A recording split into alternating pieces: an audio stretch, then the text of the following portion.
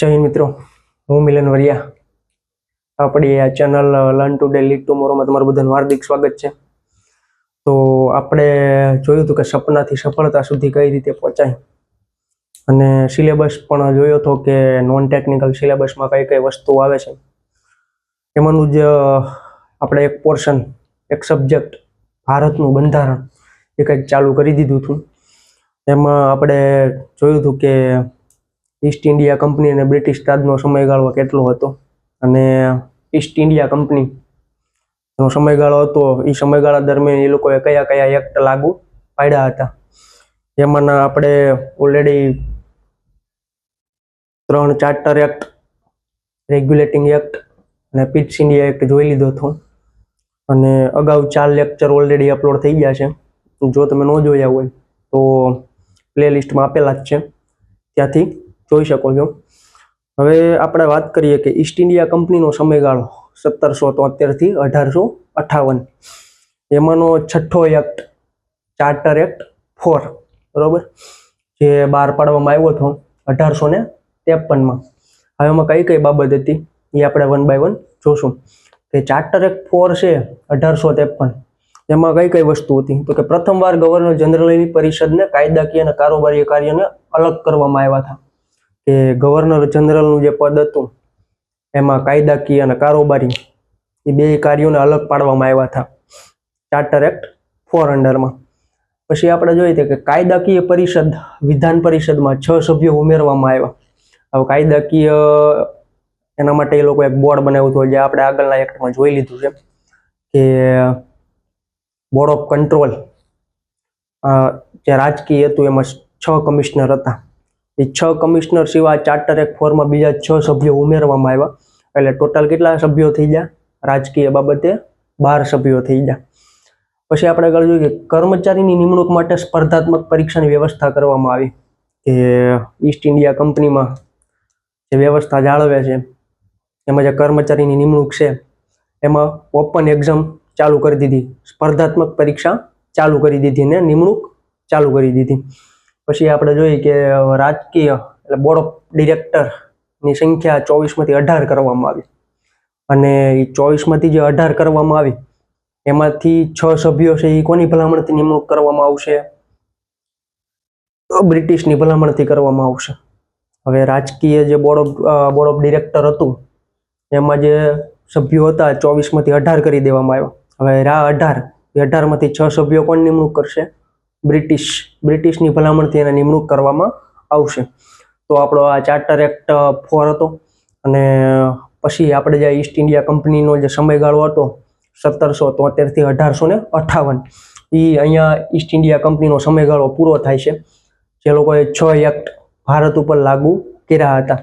પછી અહીંયા સત્તાનું કેન્દ્રીકરણ જોતું, ઈસ્ટ ઇન્ડિયા કંપનીમાં સત્તાનું કેન્દ્રીકરણ જોતું. પછી જે સમયગાળો છે બ્રિટિશ તાજનો સમયગાળો 1858 થી 1947, એ છે એ બ્રિટિશ તાજનું શાસન હતું. એ સમયગાળામાં ઘણા બધા અધિનિયમો બહાર પાડ્યા હતા. એ કયા કયા અધિનિયમ હતા? તો કે ટોટલ 11 અધિનિયમ હતા. હવે એમાં જોઈએ તો ભારત સરકાર અધિનિયમ 1858. ભારત સરકાર અધિનિયમ 1858માં એ લોકોએ આ જે 1858 વાળો ભારત સરકાર અધિનિયમ છે એ ગુડ ગવર્નન્સના નામે પણ ઓળખાય, બરોબર. આગળ આ બધા ડીપમાં આપણે બ્રીફલી જોવાના જ છીએ. અત્યારે બેઝિક ઇન્ટ્રોડક્શન આપી દઉં છું કે આ ભારત સરકાર અધિનિયમો જે બહાર પાડ્યા બ્રિટિશ તાજના શાસનમાં, બરોબર, જે સત્તાનું વિકેન્દ્રીકરણ થાય છે, એટલે સત્તા બધી છૂટી પડે છે. તો એમાં જોઈએ તો બીજું હતો ભારત પરિષદ અધિનિયમ 1861. તો 1861માં જોઈ દો કે એમાં કઈ કઈ વસ્તુનો સમાવેશ થતો હતો. પોર્ટફોલિયો શું હતો, બરોબર. મંત્રી માટે એક પોર્ટફોલિયો નામનો વર્ડ એડ કરવામાં આવ્યો હતો કે એક મંત્રી છે એક કરતા વધારે કામ જોશે, એ વસ્તુ આવશે. પછી આગળ ભારત પરિષદ અધિનિયમ 1892. હવે 1892માં કઈ કઈ વસ્તુનો સમાવેશ થાય છે, એ અધિનિયમમાં કઈ કઈ બાબતનો સમાવેશ થાય છે એ આપણે જોશું. પછી ભારત પરિષદ અધિનિયમ 1909, મોરલે મિન્ટો સુધારો, બરોબર, એ પણ આપણે આગળ જોશું. અને 5મા નંબરનો છે ભારત શાસન અધિનિયમ 1919, મોન્ટેગ્યુ ચેમ્સફોર્ડ સુધારો 1919, મોન્ટેગ્યુ ચેમ્સફોર્ડ સુધારો. પછી સાયમન કમિશન આવે છે. સાયમન કમિશન આવે છે. આ સાયમન કમિશન 1927માં આવે છે. હવે આ બધી વસ્તુ જોઈને તો આ બધા એક્ટની અંડરમાં જ તે એ સમયગાળા દરમિયાન તે ઇન્ડિયન નેશનલ કોંગ્રેસ એની સ્થાપના થાય છે, એ પણ આવશે. બરોબર. યુપીએસસી નો જન્મ થાય છે, એ પણ આવશે. સ્પર્ધાત્મક પરીક્ષા આપણી સીપીએસસી થી યુપીએસસી કઈ રીતે બની એ પણ આવશે. અને આગળ જોઈએ તો પછી ભારત શાસન અધિનિયમ 1935 સૌથી મોટામાં મોટો અધિનિયમ, બરોબર, જેમાં 10 અનુસૂચિ હતી અને 321 અનુચ્છેદ હતા. બરોબર. સૌથી મોટામાં મોટો અધિનિયમ કોઈ હોય તો 1935 વાળો છે, ભારત શાસન અધિનિયમ 1935. પછી ઓગસ્ટ પ્રસ્તાવ આવે છે. ઓગસ્ટ પ્રસ્તાવ 1940માં આવ્યો હતો કે એમાં ઓગસ્ટ પ્રસ્તાવમાં કઈ કઈ બાબતનો સમાવેશ થાય છે એ બધું આવશે. પછી ક્રિપ્સ મિશન 1942. હવે આ જે બે વસ્તુ છે ને, ઓગસ્ટ પ્રસ્તાવ અને ક્રિપ્સ મિશન, આ બેની વચ્ચે બીજું વિશ્વયુદ્ધ કોની કોને વચ્ચે થયું હતું, બરોબર, કેટલો ટાઈમ ચાલ્યો હતો અને બીજા વિશ્વયુદ્ધમાં કયા કયા દેશ ઇન્વોલ્વ હતા એ બધું આવશે. પછી આપણે જોઈએ તો ક્રિપ્સ મિશન આવ્યું, કેબિનેટ મિશન આવશે 1946માં. એમાં અહીંયા જોઈએ તો ક્રિપ્સ મિશન અને કેબિનેટ મિશનની વચ્ચે નહેરુ રિપોર્ટ પણ આવશે.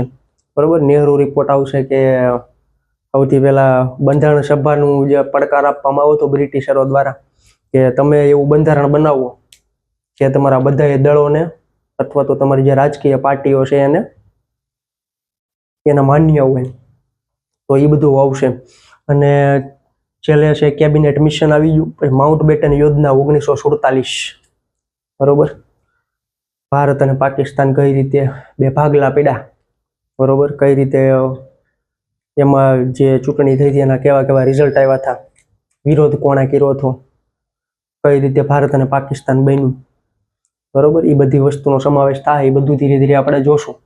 તો આ બ્રિટિશ તાજનું શાસન છે એ આપણે લેક્ચર નંબર 6 થી ચાલુ કરવાના છે. તો બધા છેક સુધી બન્યા રહેજો, જેથી કરીને અહીંયા જે પણ ચાલે એ બધી તમને એ બધી વસ્તુનું તમને નોલેજ રહે કે આ એક્ટ પછી આ એક્ટ આવ્યો હતો, આ અધિનિયમ પછી આ અધિનિયમ આવ્યો હતો, એ બધી વસ્તુની તમને ખબર પડે. જો મિત્રો, આ ઐતિહાસિક વસ્તુ છે. શરૂઆતમાં બંધારણનો ઇતિહાસ શું છે એનું ચેપ્ટર છે, બરોબર, એટલે થોડુંક ઇતિહાસ સાથે મેચ થતું આવે છે. પણ આમાં તે બંધારણ સભાની રચના કઈ રીતે થઈ એ બધું આવશે. શરૂઆત નહેરુ રિપોર્ટ છે નાથી લઈ એ બધી વસ્તુ ધીમે ધીમે 1 by 1 આવશે. અહીંયા આપણે આઝાદ થઈ જાય ને 1947માં, ભારત જ્યારે આપણું આઝાદ થઈ જાય છે, બરોબર, તો એ પછી બંધારણ સભાની સ્થાપના થાય અને પછી આપણું જે અત્યારનું લેટેસ્ટ બંધારણ છે એ બધી વસ્તુ અંદર જે વસ્તુ ક્યારે કોને માન્યતા મળી, ક્યારે બનાવવામાં આવી, કોણ કોણ કઈ કઈ સમિતિ હતી, એના અધ્યક્ષો કોણ હતા, એ બધું આપણે જોવાના છે. તો ઈસ્ટ ઇન્ડિયા કંપનીનો સમયગાળો આપણે પૂરો કર્યો, 6 એક્ટ જોઈ લીધા. અને હવે આપણે નેક્સ્ટ લેક્ચર નંબર 6 એમાં આપણે બ્રિટિશ તાજનું શાસન એના સમયગાળામાં કયા કયા અધિનિયમ આવ્યા હતા એ બધું જોવાના છે. તો જો મિત્રો, તમે આ ચેનલ ઉપર નવા હો તો સબસ્ક્રાઇબ કરી લો અને બેલ આઇકન દબાવી દો, જેથી કરીને અહીંયા કોઈ પણ લેક્ચર આવે તો એની નોટિફિકેશન તમને આવે અને તમને અહીંથી 100% ઇમ્પ્રુવમેન્ટ તમારામાં જોવા મળશે. બરોબર. તો બધાએ મહેનત કરતા રહો, સ્ટ્રગલ કરો અને પોતાના જે ડ્રીમ જોઈએ હોય એચીવ કરો. ફેલિયરથી બીવાનું નહીં, બરોબર. એક એક્ઝામ આપી, 2 આપી, ઇમ્પ્રુવમેન્ટ તો આવશે ને. કન્ટિન્યુમાં લાગ્યા રહો, યુટર્ન નહીં મારવાનું. યુટર્ન માર્યા એટલે આપણું ડ્રીમ આપણે એચીવ ના કરી શકીએ, બરોબર. હવે શરૂઆતમાં થોડુંક કંટાળાજનક તો લાગે.